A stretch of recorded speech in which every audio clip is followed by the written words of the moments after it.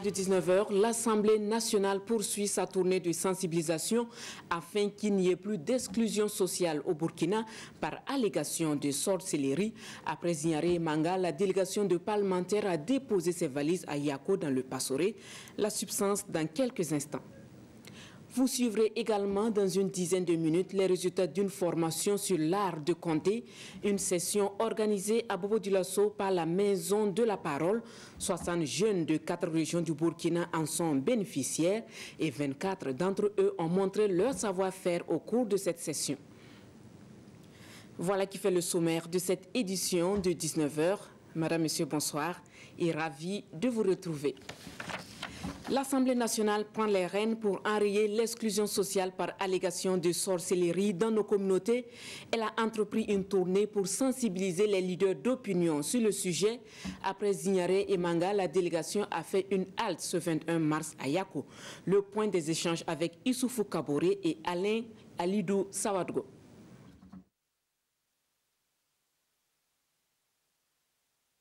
Environ 900 femmes ont été victimes de l'exclusion sociale par allégation de sorcellerie en 2016 au Burkina Faso, selon les statistiques du ministère de l'Action sociale. Ces dernières années, ce phénomène à la peau dure tend à toucher certains villages jadis épargnés.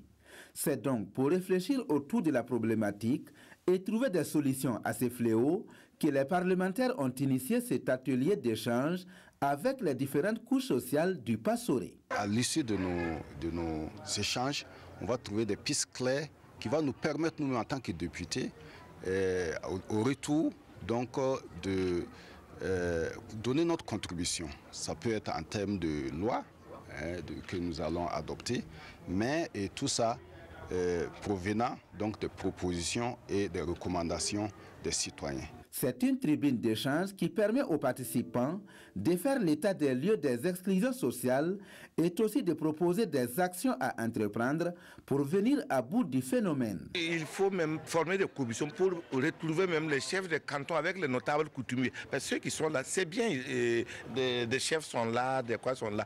Mais sur le terrain, la pratique voulait même que vous soyez, par exemple, on regroupe un canton, vous venez avec, et à l'écoute, on va les expliquer. Parce que le chef, c'est une autorité morale, mais sur le plan coutumier, il y a des points où il ne peut pas rentrer. Cet atelier d'échange sur l'exclusion sociale est le 3e du genre, organisé par l'Assemblée nationale après Zignaré et Manga. Il se tient dans le cadre du PADEB, le projet d'appui à la démocratie au Burkina Faso. Un projet mis en œuvre par le Centre parlementaire sur le financement du gouvernement canadien. Les députés étaient aussi à Solenzo dans les Banwa. En plus de l'exclusion sociale, ils ont échangé avec les populations sur le rôle du député. Cependant, les participants n'ont pas manqué l'occasion pour exposer leurs préoccupations allant dans le sens du développement de la province. Lassina Ouattara et Yacouba Gouro nous font le point. Loin de l'hémicycle, ces députés ont fait le déplacement de Solenzo pour échanger avec leur base sur les différentes préoccupations de développement de la province des Banwa à travers cette rencontre. Une journée de concertation sociale qui vise à rapprocher davantage les parlementaires de leur peuple et à échanger sur les sujets de développement liés à l'eau, à l'assainissement, à l'éducation et à la santé. Cette concertation sociale, dit dialogue social, va consister à exposer d'abord le rôle du député. Le bureau de va présenter aussi les investissements effectués dans le domaine de la santé, dans le domaine des infrastructures routières, de l'éducation. Dans le secteur de l'eau et de l'assainissement, la province a bénéficié en 2018 de la réalisation d'un puits moderne permanent et de 66 forages, dont 8 équipés de pompes. En ce qui concerne l'éducation, les Banwa ont bénéficié de 34 infrastructures éducatives. La province ne dispose cependant pas de barrage et l'état de la route reste à désirer. Actuellement dans les Banwa, l'essentiel, il n'y a pas de route et il n'y a pas de retenue d'eau. Pour ces échanges, les députés, les maires, les représentants des services techniques provinciaux, les organisations de la société civile ont tenu à assister à cet atelier. Cette activité test, financée avec l'appui du Centre parlementaire canadien, va être initiée dans les autres provinces et communes du Burkina les années à venir. Les parlementaires n'étaient pas sur le tronçon qui relie Waigua à Namixma, mais ils doivent tendre l'oreille pour comprendre les doléances des populations riveraines. En effet, ils étaient nombreux ce vendredi à ériger des barricades pour protester contre la société minière Rivestone Karma SA. La non-tenue d'une promesse en est la cause. Irénée Kaboré et Karim Bikenga pour en savoir davantage. Les riverains de l'axe Waigua-Namixma sont de nouveau en colère contre la société minière Rivestone Karma SA. Chacun des 6 villages concernés a érigé des barricades pour empêcher le passage des véhicules en direction de la mine d'or depuis vendredi matin. À l'origine, un non-respect des accords signés en novembre passé. Il y a eu des clauses qui ont été prises avec la mine en présence des hautes autorités de cette région et de cette province pour dire que ils avaient décidé de bitumer la voie. Ils avaient décidé qu'ils allaient prendre les 3 mois pour faire des études. À notre grande surprise, il n'y a pas eu d'études. Alerté, le haut-commissaire du Atenga, Kabou Seni, a invité les acteurs autour de la table de négociation dans l'après-midi du vendredi. Les résultats de la dite rencontre tenue à huis clos n'ont pas convaincu les manifestants qui refusent de lever les barricades. Nous parlons de notre voie. Ils vont amener leurs machines, commencer à bitumer la voie et les gens vont dégager. Sans quoi, nous sommes campés sur notre position. Pas de bitume pour la voie Waigua-Namixma, pas de mine de Namixma.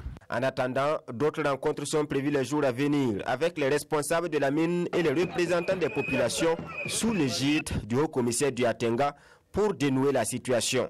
Du côté de la mine, aucun responsable n'a été disponible pour nous répondre. Nous restons dans la région du Nord et nous parlons cette fois élimination de la transmission du VIH-Sida de la mère à l'enfant. En tout cas, c'est le combat de l'association Appui moral, matériel et intellectuel de l'enfant AMI.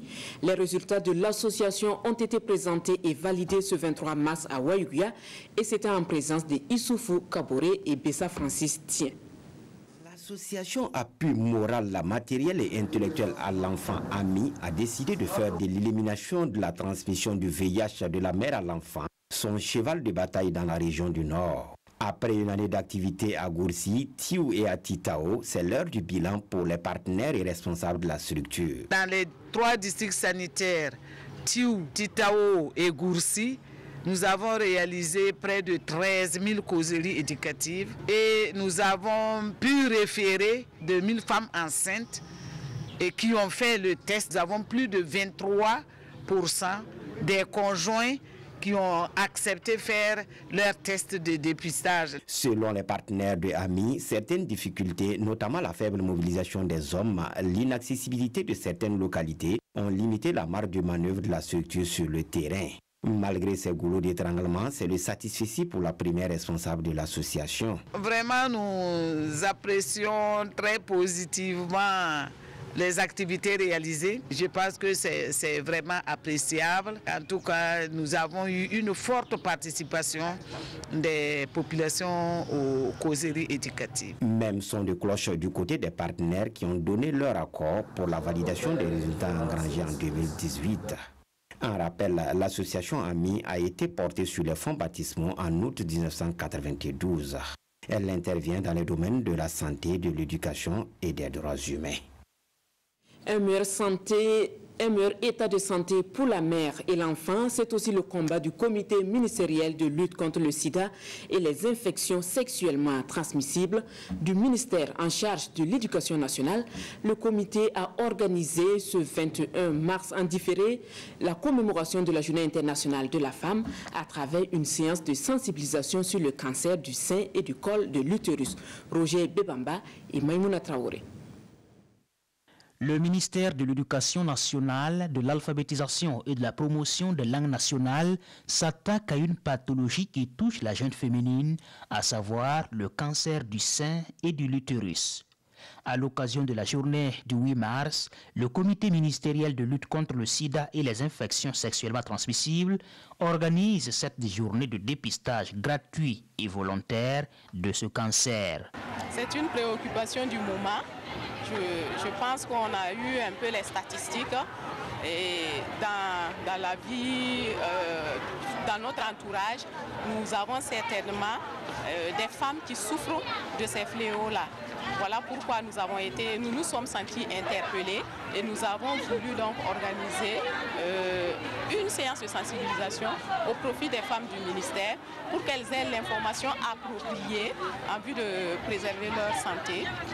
C'est un message vraiment d'interpellation de la femme par rapport à ce thème, le dépistage du cancer du sein et du col de l'utérus. Parce que ce sont des maladies courantes et chacun de nous a été frappé de près ou de loin par cette maladie. Le dépistage précoce est présenté comme le meilleur moyen de lutter contre le cancer du sein et du col de l'utérus. Et le ministère veut encourager les femmes à se faire dépister pour prévenir la maladie. Plusieurs organisations féminines se sont jointes à cette initiative. C'est plutôt un reportage signé Roger Bebamba et Vincent Tchandrebego. Et pour une bonne prise en charge des patients, il faut une bonne dotation en matériel médico-technique. L'association Aide aux jeunes pour le développement a pensé au sujet. Avec l'appui d'une bonne volonté, elle a offert du matériel d'une valeur de 5 millions de francs CFA au CESPS de Wemtenga, Césaire Carfo et Maïmouna Traoré. Du matériel médico-technique pour le centre de santé et de promotion sociale de Wemtenga. Ce don d'une valeur de 5 millions de francs CFA est l'œuvre de l'association Aide aux jeunes pour le développement et l'intégration. Elle a bénéficié de l'accompagnement d'un fils du quartier. Nous sommes dans le secteur et chaque jour on voit ce qui se passe ici. On envoie nos enfants et nos soeurs, nos mamans ici. Donc on voit réellement que le major et son personnel font un grand boulot, mais problème de matériel. Si le gouvernement peut nous soigner gratuit, pourquoi pas ne pas aussi chercher pour nous, venir les accompagner. Voilà. Moi-même, je suis amené mes enfants souvent ici, qui se soignent gratuitement ici. Donc c'est pour que c'est une réalité. Pourquoi pas ne pas contribuer à aider le gouvernement. Un don qui contribuera à améliorer l'offre de services dans cet établissement sanitaire construit en 1982. C'est un peu comparable à quand vous avez une épine au pied et quelqu'un vient vous l'arracher. Voilà.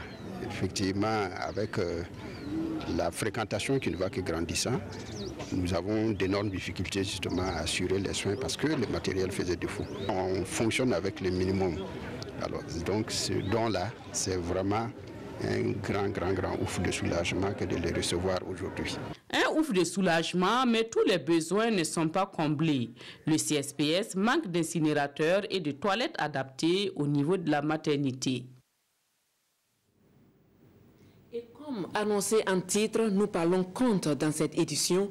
Une soixantaine de jeunes venus des 4 régions du Burkina ont bénéficié d'une formation sur l'art de compter, une formation organisée par la Maison de la Parole et qui s'est déroulée ce 23 mars à Bobo Dioulasso. C'est un compte rendu signé Karim Ilboudo et Ismaël Satunepare. Bien manipuler la parole pour être une bonne conteuse. Un savoir-faire qu'elle démontre ici, sur scène. Et c'est une connaissance que Sirali Souri et ses camarades viennent d'acquérir au cours d'une formation en conte. Après une semaine d'apprentissage, ces jeunes conteurs dressent le bilan. Bon, j'ai conté l'histoire des 3 coépouses avec ses enfants qui n'ont pas su donner de bons conseils à leurs enfants, leur dire qu'ils viennent du même rivière et que c'était du même sang qui coulait en eux.